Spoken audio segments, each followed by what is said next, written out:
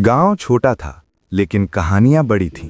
कच्ची गलियां, मिट्टी की खुशबू, खेतों में झूमती फसलें और सुबह सुबह मंदिर की घंटियों की आवाज, यही दुनिया थी 12 साल के मोहन की। मोहन का घर गांव के किनारे था।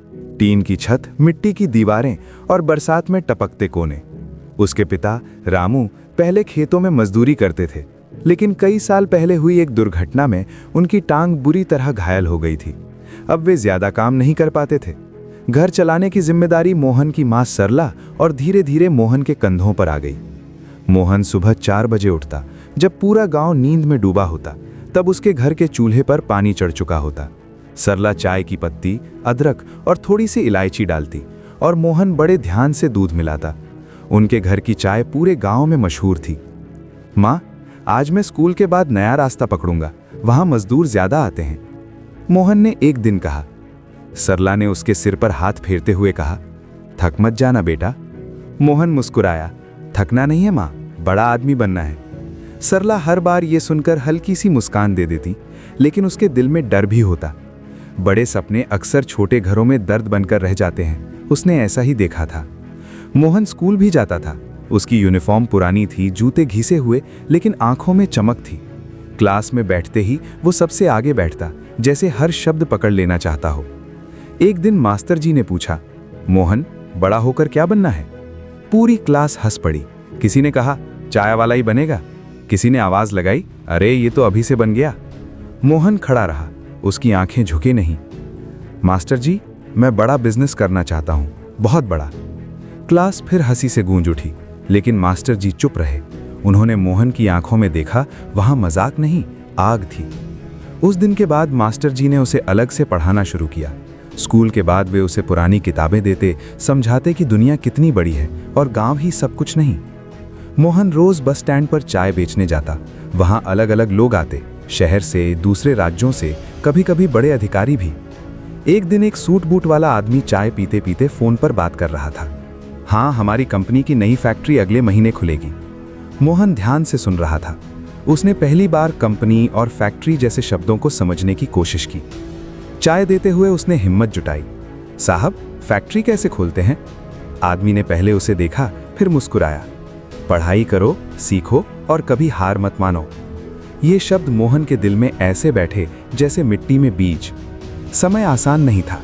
कई दिन ऐसे आते जब चाय नहीं बिकती, बरसात में केतली ठंडी रह जाती, कई बार लोग पैसे भी नहीं देते। एक दिन गांव के कुछ लड़कों ने उसका मजाक उड़ाया, अरे बड़ा बिजनेसमैन, पहले अपनी फटी बनियान बदल ले। मोहन ने जवाब नहीं दिया। उस रात वो बहुत रोया। उसे लगा शायद वे सही कह रहे हैं। लेकिन उसी रात उसने अपने पिता को मां से कहते सुना, हमारा बेटा अलग है, ये जरूर कुछ बड़ा करेगा। मोहन ने आंसू पोंछे। उसने तय किया, रोना बंद, मेहनत चालू। मोहन ने एक दिन फैसला किया कि वो सिर्फ चाय नहीं बेचेगा। उसने अपने मास्टर जी से पूछा कि पैसे कैसे बचाए जाते हैं। मास्टर जी उसे पास के कस्बे के बैंक ले गए। मोहन ने अपना पहला खाता खुलवाया।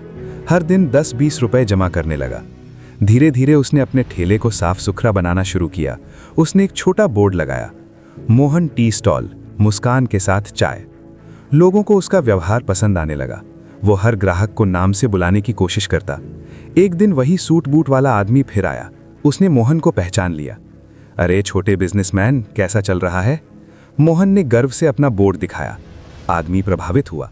बातचीत में उसे पता चला कि आदमी पास के शहर में एक छोटी फूड कंपनी चलाता है।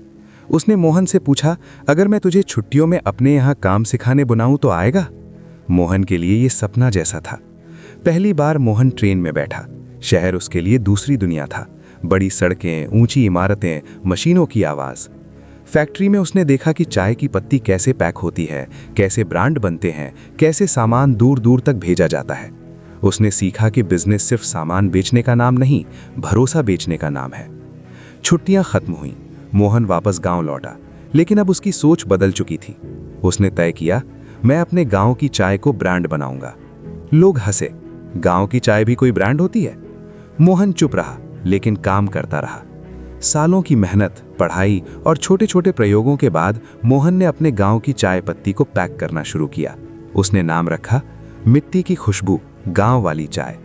शुरुआत में सिर्फ आसपास के गांवों में बिकी, फिर कस्बे में, फिर शहर में। लोग कहते इस चाय में सच में कुछ अलग है। उसे याद था अलग स्वाद सिर्फ पत्ती का नहीं, उसकी कहानी का था। एक दिन वही बस स्टैंड जहां वो चाय बेचता करता था, वहां पर एक बड़ा बोर्ड लगा, मिट्टी की खुशबू चाय अब आपके शहर में। मोहन अब सूट पहनता था, लेकिन दिल वही था। उसने अपने गांव में स्कूल बनवाया, अपने पिता के लिए इलाज करवाया, माँ के लिए पक्का घर बनवाया।